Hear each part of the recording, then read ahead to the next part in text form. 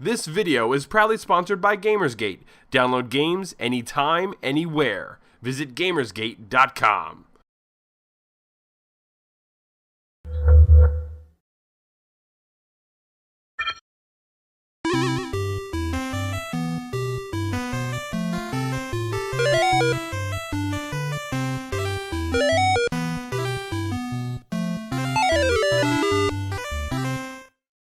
Hello, everybody, and welcome back to Elder Geeks Game Club. This is episode number 45, Primordia. My name is Steve, and joining me, as always, is Phil. Phil, how are you today? Good. How are you? I'm doing quite well, thank you very much. And joining us, as always, also, is the editor and owner of ElderGeek.com, Mr. Randy. How are you this fine evening? I'm doing well. Just before we started the recording of this, I spilled what can only be described as an absurdly amount of coffee on my desk, so my office now smells like, powerful cleaning fluid. It's gross. Always talking about those fluids in the beginning. That's tragic. I have to start every... Yeah.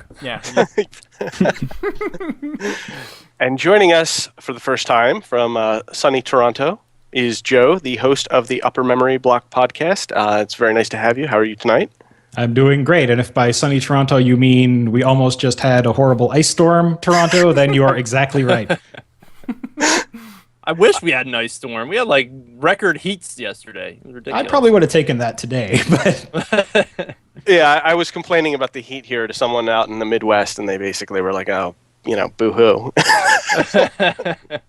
So, Joe, your show is pretty interesting, I think. I'm a fan of it, and it's pretty unique. Can you kind of give us a little summary of the podcast? Sure. So I do a show called the Upper Memory Block Podcast. It's basically a podcast about DOS and pre-Windows XP gaming. Very specifically, I try to focus really on PC games from kind of the late 80s, say kind of 1986, 1988, up until 99, 2000-ish. That's awesome. Yeah, and you just recently celebrated your 1-year anniversary. Is that I correct? did. Yes. Congratulations. Well, thank you very much. Wedding anniversary or show anniversary? Show anniversary. Show anniversary, nice.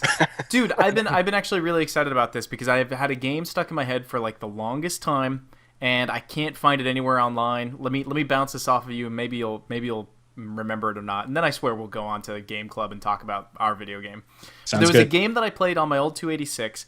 It was actually a Metroidvania type game, where the plot was you were crashed on a surface of a planet, and you had to go around and you had to find random parts to your ship to put it back together to leave. Your character was a little red circle, and I remember he had like it almost looked like Spot from the old 7-Up game. Right. And there was no jump, but if you pushed the down arrow, he would like build a temporary platform below him that would disappear after like 3 seconds, and you could do those almost to infinity. So it was like instead of jumping, you could build a temporary platform that would disappear, and then to shoot, he would fire like lightning bolts.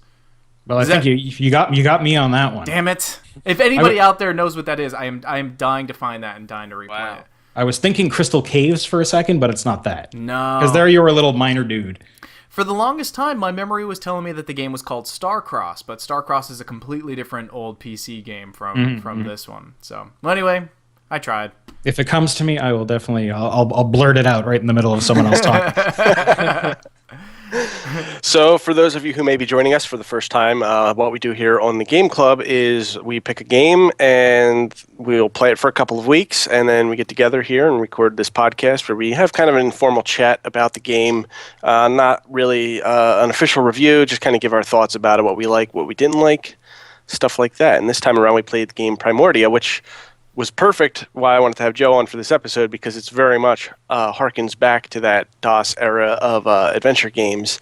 And Phil, why don't you give us a little background? Sure. So, like you said, it's an old style adventure game. It's a point-and-click adventure game developed by Wormwood Studios and published by Wadjet, if I'm saying that properly. Wadjet I Games. It was approved through Steam Greenlight, and it was actually released through both Steam and Good Old Games December 5th of 2012. So it's a fairly new game. It's the first game released by Wormwood Studios. They're a small independent developer. They were founded in January 29th of 2009. So this game actually, took them a while to put together here. So Primordia was built with the Adventure Game Studio engine, which is available over on the adventuregamestudio.co.uk website. It's I think I stopped by there. I think it's like pretty much like an open-ended. I don't think you have to pay for it or anything. You just... I'm not sure. I did take a look at it, and I was looking at some of the other games that were made for it, and it looks pretty cool. But yeah, I think you can get it for free to download it and use it. I guess if you release a game commercially, there's probably might be something there. There's some kind of licensing. Yeah, I did download it at some point to kind of fart around. I'm a programmer in real life. Oh, so you're familiar. I knew that. I actually knew that about you. I think you and I had a conversation once on the Extra Life forums about like Cold Fusion or something. Yes, like really long time ago. Yeah, most likely. That's yes. I'm a web developer by day, so yep, I mess around with that a little bit, and yeah, it is free, and I think there is some kind of commercial licensing if you do sell a game and stuff like that. Nice. Oh, cool. Did you enjoy using it? Like, I didn't get too far into it. I was just kind of more curious. I just wanted to poke around. I'm more of a code monkey, so the kind of art side of things I would have kind of fallen flat. So, okay. Oh, well, cool. That's neat that you had experience with it. And see, you are the perfect candidate for this game, I think. So, lead character Horatio, he was voiced by Logan Cunningham, and he was known for his work as the narrator in Bastion, which we've previously played on Game Club. So I thought Steve thought that was worth adding in. I agreed. The look of the game, I don't know. The look of the game, it's looks like old style, like 2D pixel art, but all the art was actually all hand drawn, like on paper, and it was actually scanned in and digitally painted. So that's all my notes on Primordia. I don't actually have too much. So yeah, that leads us into Randy. You kind of like to tell us how these games work. So why don't you tell us how it works? Honestly, when I was thinking about that for this time, I was like, if you don't know how to play a point-and-click adventure game, then you just need to quit being human or alive or something. But honestly, you cannot die in Primordia. Everything is just literally point and click. You click on objects in the environment, you go and you pick them up, or you go and you interact with them, and that is it. It is. The title of the genre is exactly what you do within the genre. So it is a point-and-click game. I mean, I'm not a point-and-click master here. I haven't played many of them. But isn't kind of the fun of a lot of point-and-click games the different ways you die? Some of them, they used to be. Like, in some point-and-click games you can die, but more of the fun that people find out of point-and-click adventures are the pixel hunts, which is trying to find the hidden items in the environment that are interactable. And just the puzzles. Like, a lot of people really enjoy the puzzles. Some people enjoy the super obscure puzzles. Some people just like being logical and finding the solution to themselves and kind of working their way through it. Right. And then there's the third type of person who plays point-and-click adventures because they're not super hard. They're not supposed to be. Or they sometimes aren't. But they really enjoy the story that can be told of it because they're just kind of a shade above television. And they're about as, I don't want to say they're non-interactive, but as far as the interactive level goes versus any other type of video game out there, they're pretty low on the scale. They're very, very scripted, I guess we could say. Yeah, they're very scripted. They're slightly more interactive than Dear Esther, but less interactive than a Japanese role-playing game. Right. All right. Well, I guess there's just something wrong with me. Go ahead. This game does have some. I like killing people. No. This game does have some. It does have some consequence, right? Because there are some branching decisions and stuff. Things that if you make the wrong choice, it doesn't let you can't unless you create save states like I did. You can't redo things. You've basically given one chance, and if you screw it up. I don't know how spoilery we want to get in this episode. I was going to try to avoid anything too in depth because I'd like people to have the chance to play it and not. But what comes to mind is there's early on there's a puzzle where there's an AI in a computer screen and he's jumping between 4 different computer screens and you're trying to trap him and you're basically destroying the screens. And if you accidentally destroy the one he's in, you don't know which one he's in at the time. But if you destroy the one he's in, you kill him. And did you? It's possible to not kill him also, which then gets you stuff for later in the game. So that kind of stuff is in there. So it's not that you die, but there are some consequences to making the wrong decisions or not doing something correctly. Which is a neat alternative to just dying, to changing your gameplay experience. Yeah, I agree. So do we want to dive into, since we're kind of already dipping in there, do we want to get into our thoughts? Who wants to go first? Joe, you haven't said much. Yeah. Sure, I'll go first. So just our general thoughts, just kind of what I thought of it overall. Frankly, I enjoyed the game. I thought it was a very, very serviceable kind of traditional adventure game. And serviceable. Serviceable, yeah. Well, is that like a backhanded compliment, kind of like a? Well, I guess what I'm trying to say is it wasn't particularly groundbreaking. Like, if like me, and I know like many of you guys, you played these kind of classic 2D point and click adventure games. It's very similar to a lot of those. It reminded me a lot of, say, like Full Throttle from LucasArts from, I guess, the mid 90s. I covered that on my show a little while back, which is maybe why it came to my mind. But it was kind of like, post-apocalyptic, obviously, and but the gameplay was very, very fun, and the puzzles were very varied. I found it wasn't just this very traditional, like, get something in your inventory, combine it with something else, and then use that to open some door, which obviously did happen in the game quite a bit. But there were other puzzles, like I think there was one where you have to like draw wires to different circuits. So there's like this kind of drawing element to one of the puzzles. There's a whole bunch of really weird, logic kind of riddle type puzzles, which are frankly very difficult. And but like you said, even if you don't get them on the first shot, some of them you only have one chance to get, but there's other ways to get through the game. And maybe that's another reason I kind of related it to more of a LucasArts type game, because when I talk about adventure games, I kind of talk about them as there being two camps. There's the LucasArts adventure games where you go through, you can do whatever you want in almost any order and you can't die. And then there's the other camp, which I call which are the Sierra adventure games, which is probably what you were kind of referring to before, which are the ones like Space Quest and King's Quest, where if you take one step the wrong way, you die. Or if you enter the room before you're supposed to, you die. Or you don't type something in time and you die.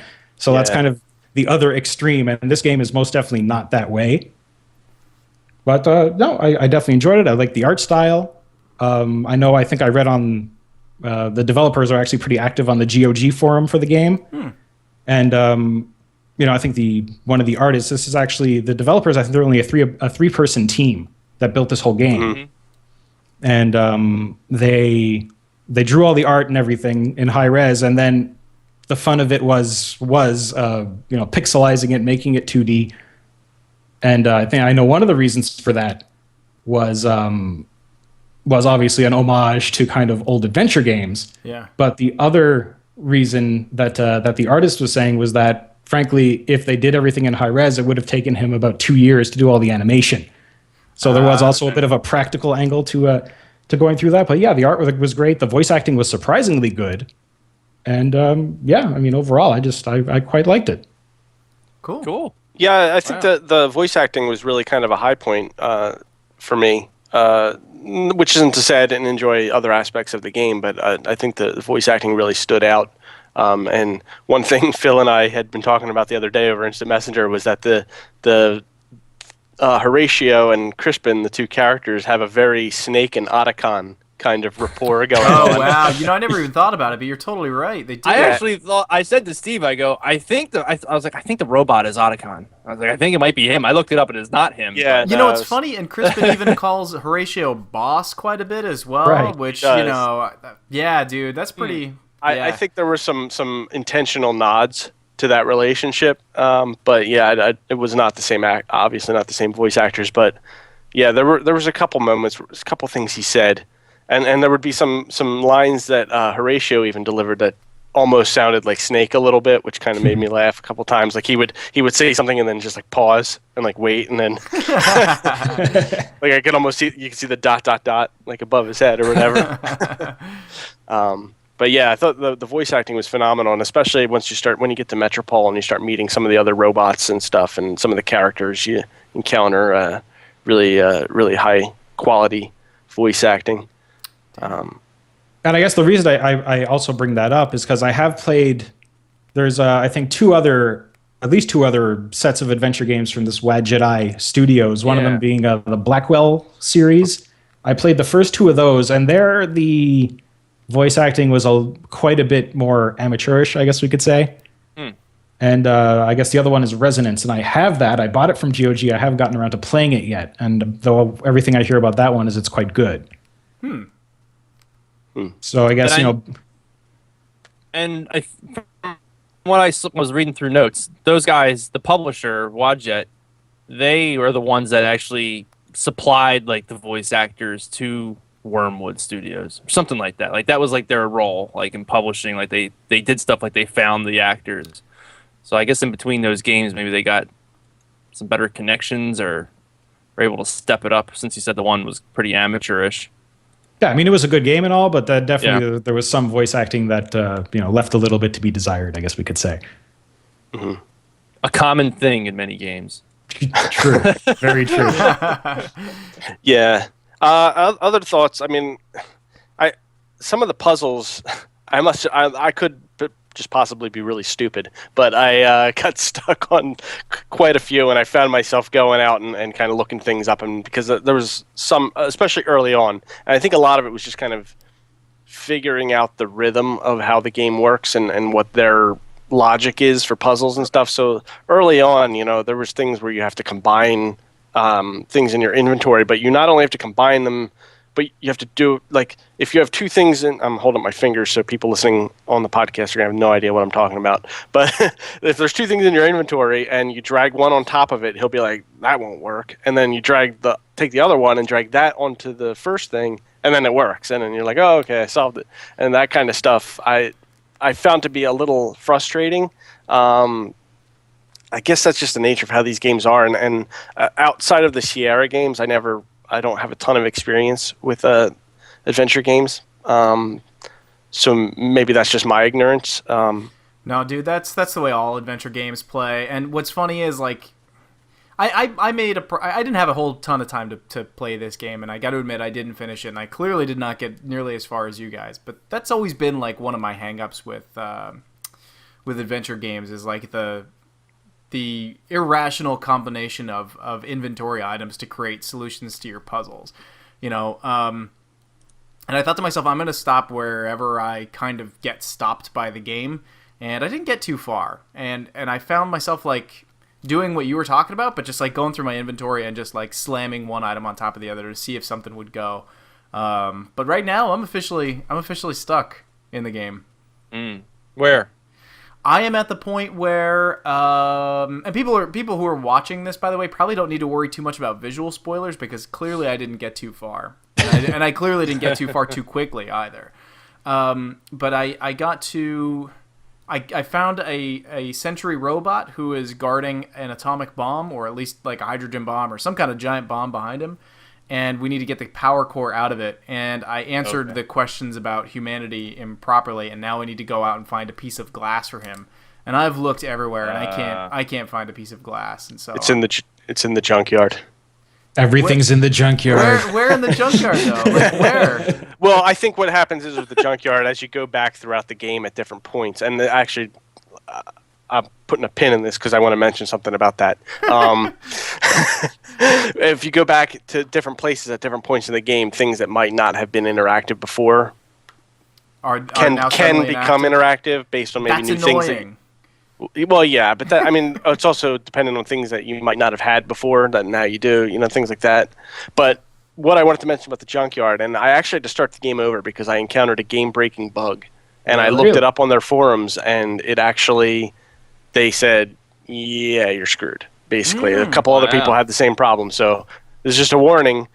There was I bought the game back when it came out on Good Old Games, and so I had it, and I had played it for a while, and I played it some more, and then when we started for the show, there was an update, so I updated the game, and it corrupted my save file, so I couldn't go back to the junkyard. Every time I tried to go to the junkyard, the game would crash, and I'd get this crazy random BS code error message in a pop-up from the Adventure Game Studio software. So I went on their website and went in their forums and searched, and I found it. And sure enough, same exact place, people trying to go to the junkyard after doing the update had this issue. So I ended up starting my game over after the patch, and then it was fine. But it's just so if you're out there, and just be careful with your game saves and patches. They the developers were commenting in the thread as well, and they apologized.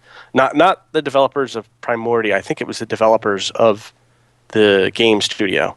They were apologizing and just saying, they really tried to make sure that updates aren't going to, screw up game saves. Sometimes, things happen, and it wasn't that. Maybe if it was like a larger game, where I had put like, if it was like Skyrim and I had put like 70 some hours into it and my game save got, I might be a little upset. Yeah, I might have been a little angrier, but for like a $10 game where I was maybe only like an hour or so into it anyway, it wasn't like a huge deal to go back and redo that stuff. But and especially a game like this where like that hour you could probably do like in 15 minutes when you know what you're doing. Right. Well, yeah, definitely that helps.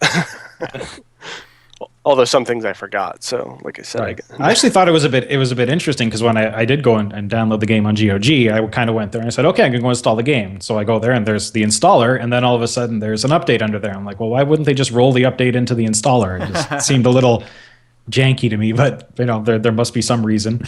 It sucked how they hid the just speaking of like, I don't know, just like crappy things with the software or whatever. It sucked how they hid the window mode outside of the game, because Randy, you wanted to know that. You're like, is there any way to play this in the window, like in a windowed mode? And I wanted to play it in a window too. You have to go into like the Steam like directory, and then there's some kind of execute in there, and you switch it to windowed through there. You don't actually do it through the game. It's a little easier if you get it not through Steam. If you play it play it through the Good Old Games version. If you just go in your start menu where the game is, there's another executable in the same directory called Settings. Yeah, that's the executable you got to find. But when you're running it through Steam, it's not like buried listed in your Steam apps thing. Yeah. So it's a little more intuitive when it's not installed through that. Yeah, that was kind of annoying for me because when I do any of my gaming, especially if I'm recording the gaming, I play on screen one, and my recording goes onto to my secondary screen, and I need to kind of see if it's being recorded, because there's a lot of times when Fraps says it's recording, but it's not. But the game automatically sets itself to, I think, 800 by 600 resolution, and that just pushes all of your windows and everything just far off to the right if you're doing multiple monitors. Oh yeah, it all just goes to hell. I know. Yeah, it does. Everything becomes huge and everything's pushed off to the side, and you're like, what is this? But this is how everyone saw everything in 1994. Yeah, really. Yeah. I got to admit, what I played of the game, I really enjoyed. I loved the voice acting. I thought the art style was really cool, though I wish they went a little heavier on some of the colors aside from brown. The storyline, from what I heard, was really great. I loved the nods to just general science fiction kind of going around. Like there was a Tom Servo head in the foreground of one of the screens where he says, "I thought it was a bubblegum machine," and they were like, "Oh, no, I didn't even get that." Yeah, if you look in the foreground, Tom Servo is broken right in the foreground. It's pretty cool. And there was actually a very blatant Fallout reference. Once you got into Metropole, you could one of the items you could buy off of that vendor guy was a water chip. Oh, nice. Yeah. There was a crowbar reference too for Half-Life in there. Mm-hmm. And the crowbar actually comes in damned handy, I must say. But the only thing this is the only thing that kind of functionally bothered me about it. For an adventure game like this, typically they have them broken down into difficulty levels when you play them. There's normally like the easy, normal, and hard, where the hard won't give you any help hints at all. I like playing my adventure games on easy because I hate having to look up clues, and I hate getting stumped for hours upon end. Some people love it, I don't. There was no help button for me to just point out or blink somewhere on the screen. Just show me something that I'm screwing up, like point me in the right direction so I can get the story moving again. I desperately wanted a manual help button, and a lot of adventure games have them. So yeah, really the only thing that you could do was just to click on Crispin a lot and hope that he would eventually give you some kind of mad. If you click on him too much, he gets mad. He gets mad, or sometimes he just doesn't have any helpful information, or like his information is based on where you are. So like if you're on one screen, he might have helpful information, but if you're on a completely different screen, he's like, nope, I got nothing. So and then you have to decipher it through the snark. Right. I loved his snark, by the way. I did too. I like you guys said, I really loved kind of their interactions. Just in general, it really made the game that much more entertaining. And I guess it's not just the voice acting that was great. We've been mentioning the voice acting, but the writing on top of that was also quite good. So yeah, all the lines they deliver, and I mean, obviously, you need good writing to get the voice actors to pull off a good performance as well. Phil, you've been kind of quiet over there. What are you thinking about? I'm not thinking about much, actually. You know, Joe, when you said serviceable, I was just like, yeah, that's a pretty good way to put it. I just didn't like. I felt like the last hour and a half I put onto the game, I felt like I was just kind of forcing myself to put more time onto it just for the sake of being able to talk about it on Game Club, And the last point and click game I played, I don't know if it's fair to compare it, but was The Walking Dead, which we did for Game Club. Yeah, not really fair to compare it. Yeah, but I guess it's not fair, but they're pretty similar types of games, and I didn't really have much of an interest to play that game, Walking Dead. But when I started playing it, I really got into it, and I didn't think I would get into it. And in this one, I went into it just kind of, not saying I didn't want to play it, but I didn't really know anything about it. And I was just like, okay, let's see what this is about. And I was just like, okay, this is what it is about, and I've kind of had enough. So, I think it's, like Joe said, I think it's a serviceable game. For me, I guess I'm not a big point and click guy, so it didn't grab me. But like you guys said, it's got the voice acting's good, the stuff between the characters is pretty good. The art, I like the art, but Randy, like you said, it's very brown, it's very dreary. I even sent you a message earlier today saying this game kind of makes me depressed playing it. It does. The music is just kind of droning, and you're just looking at this shit wasteland. It's like, oh yeah, here we are in this fun world in 800 by 600 resolution. Yeah.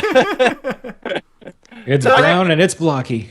I didn't mind the brown stuff that much. I see what you're saying. I guess it has to be brown. I mean, it's the end of the world and everything's a robot. I mean, it's not.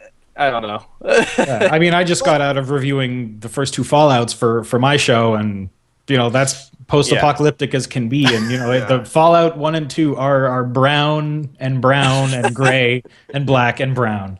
So now what I thought was interesting, when I was playing it, was I was kind of getting into the story. They keep talking about a man-created machine. You're like, well, man is the perfect machine. So their understanding of man is different than what we may think, than what we think or we know man is. So I kind of was curious to get to the bottom of that, and my thought was, I don't really want to play to find that out. I want to just read about it. Let me go find the story written somewhere, which I didn't do. But what's that?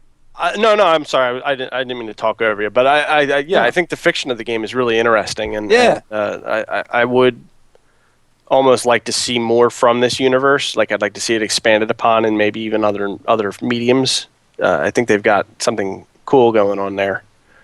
Right, and I think maybe that's why I started off with serviceable, because they created this really great world, this kind of really rich backstory in this world that I want to know more about. But then you kind of play through the game, and the game is entertaining, and then you kind of get closer to the end, and it does this big build up to this incredible ending, and then it just kind of goes, eh. It just kind of fizzles a little bit. It's interesting that you compared it, the comparison to The Walking Dead, both being recently made games in a similar genre, where Walking Dead is more like the evolution of that genre, and this is more like a faithful recreation of another era in games.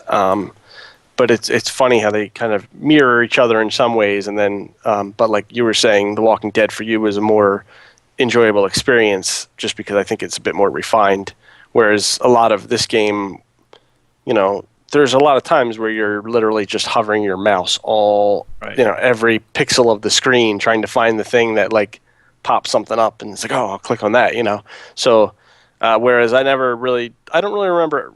I think The Walking Dead had a lot of like UI hints and stuff like that, and little blips and things to tell you where to click. And I guess the argument could be made either way as to whether or not one is if that's too much hand holding. And this is kind of harkens back to that hardcore experience of being like, no, you're gonna mouse over everything until you figure out what you gotta do. Well, even like what you mentioned it earlier, or I don't know if it was today or yesterday, but you mentioned how you compared it to Virtue's Last Reward, which we both played through on 3DS. They're nothing alike, but you compared the puzzles, and you said that you felt like when you were solving the puzzles in Virtue's Last Reward, which you're kind of clicking around, you're just seeing basically what's important. In that way, they're kind of similar. And go ahead. Go ahead. Sorry. No. Go ahead, because it's your thought. So I want. Well, yeah, I was just going to say, to elaborate on what I had said in this other conversation and to bring it up for here, I think comparing this today, they're two totally different types of games, I guess, really. Virtue's Last Reward and Primordia, but the puzzle element is similar in a way. But I think personally, I just prefer that kind of puzzle gameplay, where I feel like in Virtue's Last Reward, you're presented with a puzzle and you have the opportunity to kind of play with it for a while. And they're usually like brain buster puzzles or something involving math or something like that. But you're given the opportunity to sit there and kind of fool around with it and try and figure out how it works until you understand it, and then it kind of your brain just kind of solves it as you spend time playing with it. Whereas with this, I felt like like I said earlier, I felt like a lot of times, and this is stuff I had to look up to tell me how to do it. Then I was just like, oh well, I was supposed to drag that onto that instead of this onto that, and that kind of stuff. I think I just prefer that other type of puzzle game. Right, and the dragging this on that as opposed to that on this that's really a UI kind of developer kind of problem. Like it really should just work both ways. If you put the crystal on the wire or the wire on the crystal, it should make the same thing. Right. You know what else? Like, speaking of just like combining items, like in Virtue's Last Reward, when you're combining items, like it kind of makes sense. It's like, okay, well, I have this screw and it goes into this thing that's missing a screw. You know what I mean? Like it's logical. Whereas when you're combining elements in this game, it's like these sort of like fictional weird elements that they created, and then you're just kind of like like you don't understand what these pieces are, but they make sense in the game world. Am I making sense right now? Makes sense to No, me. And so you're like combining things you don't even know what they are, but the character knows what they are. And you're just like, okay, I guess this just made a big cable. Like, okay, it's not very logical to us because the items are unfamiliar to us. And I don't know if this was. Go ahead. No, go ahead, Joe, please. Okay, and I don't know if this was intentional kind of on the developer's part as a nod to older games or not, but it seemed like a lot of the puzzles in this game involved opening doors. Like, door after you get to a place, you have to open a door. Get to another place, you have to open another door, to the point where near the end of the game, I think it was Crispin who kind of, you walk into an area and he's like, another door. So it's like the characters in the game are getting annoyed because you're opening so many damn doors. Yeah. That's when the writers should have been like, wait a minute, what are we doing here with this game? How many more doors can we put them through? But it brings up all the puzzles are to open up a door. Well, right.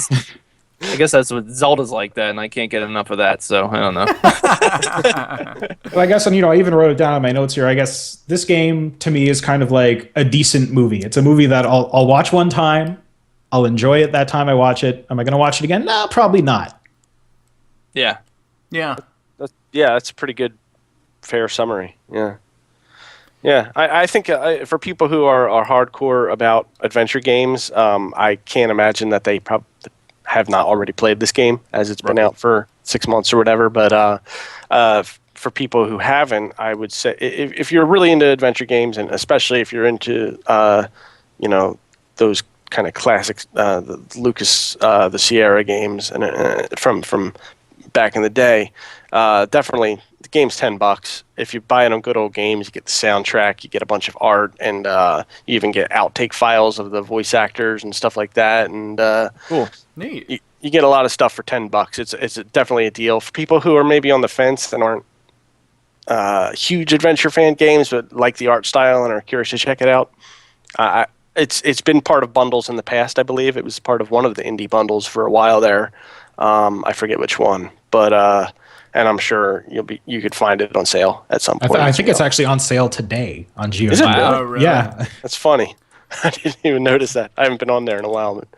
But Or at least I thought I got an email about that today, but I thought it was coincidental. Wow. Also, before I played this game, I kept getting it confused with Deponia. Like What's I'm that? told, Oh, it's Deponia. Yeah. yeah, Primordia, Deponia. I mean, Yeah. I'm like, are we playing Primordia or are we playing Deponia? I can't just.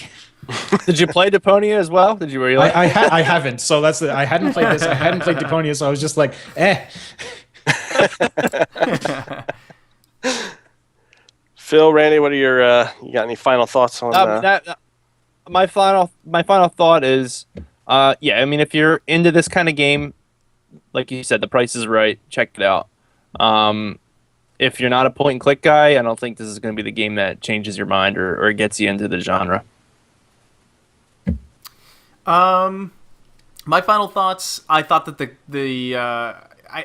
whenever I played the game, the names always kind of stuck out to me. Horatio is not a very common name, and honestly, whenever I hear the name Horatio, I think of Hamlet, and I think that it's probably a good name to name the main character, because in Hamlet, Horatio is kind of a play on words for orator, to be speaker, and Horatio is very much a speaker within this game. But Crispin, every time I think of the name Crispin, I think of Crispin Glover trying to do karate on the Letterman show. So I mean, my brain goes from Letterman to Hamlet, all in one thing. You're not a fan of Horatio Hornblower? You ever watch that movie? No, I've never seen that movie. It's not that kind of movie. It's a old naval battle movie about a guy in the British Navy. So I'm confident there is one of those other kinds of movies called. Probably, yeah. Probably. Never saw it though. Never saw it. Yeah. I've sat through it a couple times. It's all right. That's what I kept thinking of every time they said Horatio. But you know what? There was a couple other things, and I forgot I wanted to mention. I did like the naming convention for all the robots. Like Horatio was Null built, and then Crispin was Crispin Horatio built. And then you'd meet other characters, and their last names was whoever built them was their last name. I like that. And there was a lot of other little like I liked that he would use B-sod as like a almost like a swear word, like the blue screen of death. I didn't pick up on that. That's awesome. Yeah, the little things like that, and the writing again, just really cool stuff. So there was another one I wrote down there saying, like I could. I like this just as much as a pair of unbalanced brackets, which again is just like these dumb programmer jokes, which I find hilarious. But yeah, there's a lot of good stuff like that in there. And that's kind of a big a hallmark kind of older adventure games. They were very, especially the Sierra ones and the LucasArts ones as well. And I know there were other companies that did it too. They were very inside baseball. Like they referred to other games that the same company had made. They referred to the developers of the games and all these things like that. So I found that was a little nod to kind of the older adventure games where they would kind of be self-referential, or just kind of the game knew that it was a game and it knew that it was inside a computer kind of a thing. So that whole fourth wall thing. Yeah, absolutely. Yeah. We did get a couple thoughts from the community. Talon posted on our Facebook page, said Primordia was an excellent game. It makes you question our humanity while cherishing what life has to offer. I found it to be a very, pardon the pun, unique experience, hoping for more games like this. That took me a second. I was just like, where's the pun here? Where's the pun? I was like, oh, unique. Oh, now I get it. No, I got it, yeah. And Antonis said, such an awesome game. Man, a few words, but thank you very much, guys, for the feedback on the game. Yeah, definitely. And we got a little some other feedback I wanted to throw in, because we do the stuff that people say about the games, but a lot of times people leave stuff on, they post on our YouTube page and on Facebook and send us stuff on Twitter and emails. So I wanted to point out a couple of those. This was from Hilath EXE. And he said that he hopes to see Monster Hunter 3 Ultimate someday on Game Club because he wants to hear our opinions of it. You know what's funny? I would love to play a Monster Hunter game on Game Club one day if we had the time to do it. I would. I was gonna say I would too, but Monster Hunter doesn't quite qualify as a Game Club game. That's true. It's not indie and it's not retro. But at the same time, it's not quite mainstream either. You know, it is not indie, but you can't play Monster Hunter 3. That's true. I can't. You need to get a Wii U, man. Or a Wii U. We'll have to kick you off the show that episode. Put Trevor in. And you know what? Randy, how do you say? I know he's posted a lot on our site and everything. Skylon? Skylon, is that how you say it? Okay. Yeah. Not Zyklon, which is not Zyklon B. Yeah, not Zyklon B, which is bad stuff. But yes. Skylon. I originally wrote Zyklon, and then I'm like, wait a minute, that's not what it is. And I double checked, and I'm like, oh, the K is first. I don't know how to pronounce this. Skylon, yeah, he's a great guy. He's been commenting on our stuff for a long time now. Yep. He's a NeoGaf guy too. I see him. Oh, really? Yeah, I've seen his name floating around in a couple threads. He left a nice little note. He said, really enjoy watching Game Club lately. It's been still a bit too long for me, but right now I'm sick and I can't sleep, so I have time. I wonder if he'll make it to his comment on this episode.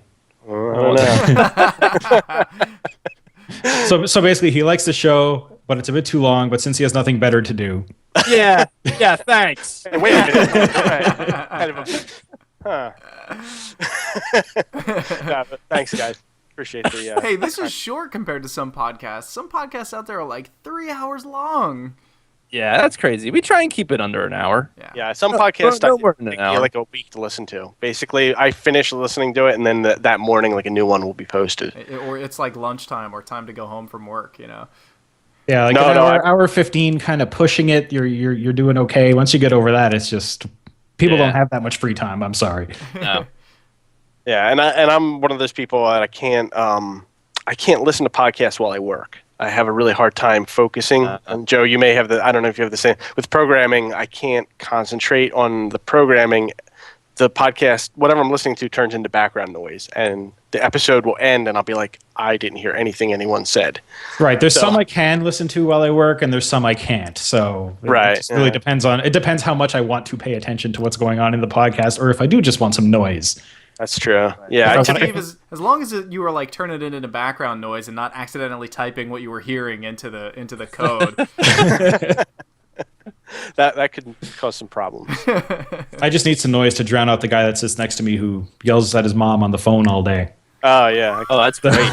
It's like, oh, it's a 2 headphone blast the podcasts morning. Record that and turn it into a podcast. It would be an incredible podcast. I like the fact that it's his mom that he's yelling at and not like it. not his wife or something. Yeah. No, it's his mom or it's his wife or it's his brother. Okay. It really depends on the day. But. I see. All right, I got you. You're right though. The mom part is what really makes that funny. It's funny. Ma, what are you on? What are you doing? Stop calling me. No, I'm not. I'm not going to pick up chicken or whatever. The guy's like 40. It's awesome. So let's see. What do we got next time on the Game Club? Phil and I actually already recorded the episode with Mikhail Yazbek from Fat Shark and a few other things where we recorded Magic Carpet 2, which is an old 3-dimensional shooter game from like 95, I think it was, Phil? Yeah, 95. Yeah. Yes, I unfortunately was on vacation last week and was unable to partake in the episode. So I'm looking forward to hearing it, though. You should. He actually partook. He played a hand in one of my favorite games, Mountain Blade Warband, and also in Mountain Blade Warband Napoleonic Wars. So it was really cool to kind of pick his brain a little bit about that. But then, of course, we talked about Magic Carpet 2 as well. Joe, did you go ooh when they mentioned Magic Carpet 2? I did. Do you like Magic Carpet 2? I've definitely heard it. I don't recall if I've played it specifically, but I do recall. I was writing it down because that's definitely one that I should cover. It is. It was by Phil, who was it? It was a secret Leapfrog? Peter Molyneux game. Peter Molyneux, yep. Yeah. It was a. Wait, did you say it was a secret Peter Molyneux? Well, it was secret because I had no idea. I'm sure most people do, but like I thought it was like his Alan Smithy. Or No, something no, like that. it was a secret because we were just playing Magic Carpet 2, and I just didn't. And when I started looking up stuff, I was like, oh, it's a Peter Molyneux game. Like, okay. As far as Peter Molyneux games go, this one was a secret. He wasn't like promising, end-all be-all games like he did with the Black and White series or the I'm going to Fable take series. you on a carpet. There's going to be a carpet. I'm sorry. And this carpet. I'm sorry. It's going to change the gaming industry's view of magic carpets. The player is going to have infinite freedom where you're going to be able to do anything from the carpet. And the world will be dynamically changing all the time. The funny thing about that guy is I have not really played many of his games, but like whenever I hear him talk, I'm like, okay, yeah, like this guy, I don't know, the way he speaks, you just start believing his bullshit. It's like the picture. It's like believe his lies. Like he starts talking, I think it's the accent, and it's very soothing voice. You're like, okay, like when he did that fucking Milo shit, I was believing it. I was like, this is cool, this is good. And then I came to my senses like a couple hours later. I was like, wait a minute.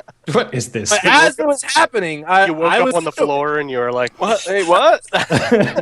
As we talked about Milo, I was like, okay, I'll throw some books at this kid or whatever and get him to color me a picture. Like, but yeah, I don't know. He just has a way with words, that guy, and that's why people believe his lies. He's very engaging. I remember there was one Kickstarter or another that he was trying to get going, and I think I posted it over on my Facebook group, and people just started groaning. Oh yeah, like really. I didn't, because I couldn't hear him talk on the Kickstarter, so I didn't believe. It's like he hasn't really come through on a lot of stuff. Yeah, people are finally coming to terms that yes, he's not doing what he says he's doing. Right. But Yeah.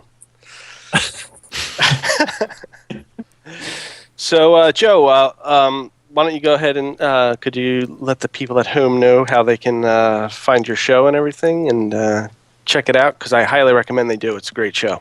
Sure. So if you want to check out the Upper Memory Block podcast, you can check it out at umbcast.com. And there's a Facebook group. You can search for that. You can follow me on Twitter, BillyBob476. And the show's Twitter is UMB Show. Yes, because it's different from the website. I didn't have it in front of me. Nice. So all those links, of course, are going to be, if you're watching this on YouTube, they will all be available in the description below the video. So be sure to check out Joe's stuff, please. Mm-hmm. Joe, do you have a YouTube channel that people can subscribe to? I do not do video, unfortunately. That maybe going into my second year, that's of an angle I can take on. Sounds good. So I know it's really late in the show, but Joe's face is not clickable, just Phil's. When you click on Phil's face, because he has a YouTube channel. Yeah, if you click me, you can watch some cartoons. So click me. Damn good cartoons too. Click his face. I need to make some new ones. As do I. If you click my face, it'll just go to this YouTube channel. So. And since you're watching this, you're probably already there. You're already there. It'll just refresh the video or something. So sorry. If that Infinite happened, loop. I'm sorry. Infinite loop. But so you can find this show on iTunes, and we always say Zune, and then we all laugh, but it is actually on the Zune Marketplace, and we're also on Stitcher Radio. Laughing. And if you're listening to the podcast, on an audio device, I highly recommend you head over to the Auto Geek YouTube channel and check out the video version where you can watch Randy clicking and clicking and clicking to no avail while you listen to the show. And also check out our great video reviews of games. We just recently posted BioShock Infinite review, I think. Yeah, that was the last one. Recently, as well as Randy's excellent features, his Get Off My Lawn series, and the forthcoming second episode, highly anticipated, of 25 Games for My Son. It has taken me forever to draw this one. Forever. AKA, why did I call it 25 games? Yeah, right? Yeah, man, you were aiming too high with 25. Seriously, it should have been 10 or 5. 10 or 5. A Two. solid 5. Or an indeterminate number of games for My my son's son. going to be like 14 when I'm done with this. Get off the computer, Dad. I know. 2 games for my son.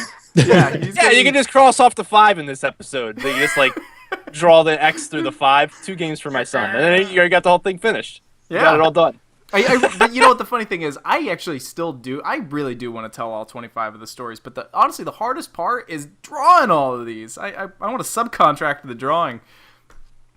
Phil. Yeah, it's gonna get a little awkward now. Well, I don't know. Well, maybe. Disconnect.